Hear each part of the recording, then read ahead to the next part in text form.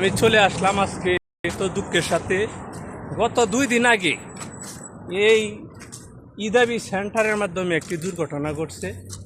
এখানেই এক সৌদিয়ান একজনকে বিভিন্ন প্রলোভন দেখিয়ে টাকা হাতিয়ে নেওয়ার কারণে টাকা দিচ্ছিল না।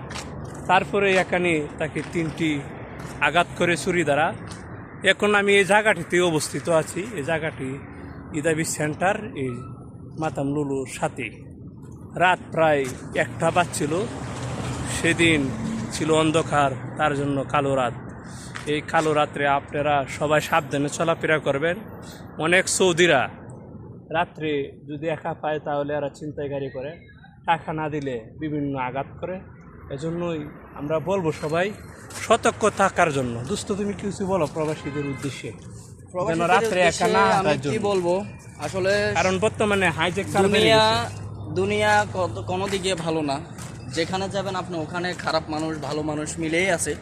আমরা যে যার জায়গা থেকে মনে করেন আমরা সাবধানতা অবলম্বন করে চলতে হবে। আর রাত্রে নিজের প্রতি নিজে সবচেয়ে বেস্ট আগে কাম হচ্ছে যে নিজের প্রতি নিজে আপনার খেয়াল রাখা, নিজের প্রতি নিজে আপনার ভবিষ্যৎ চিন্তা করা, নিজেকে নিয়ে চিন্তা করতে হবে, এমনকি সেফটিতে চলতে হবে। মানে খুবই সেফটি বর্তমানে, নিজে বাঁচলে বাঁচার নাম, সোজা কথা এইটাই। সবাই ভালো থাকবেন, সুস্থ থাকবেন এবং প্রবাসীদের জন্য সকলে দোয়া করবেন, তারা যেন নিরাপদ স্থান থেকে বাংলাদেশে পৌঁছতে পারে। কি করে বলবো, আমি আর ভাষা খুঁজে পাচ্ছি না। সবাই দোয়া করবেন, সুস্থ থাকবেন, ভালো থাকবেন।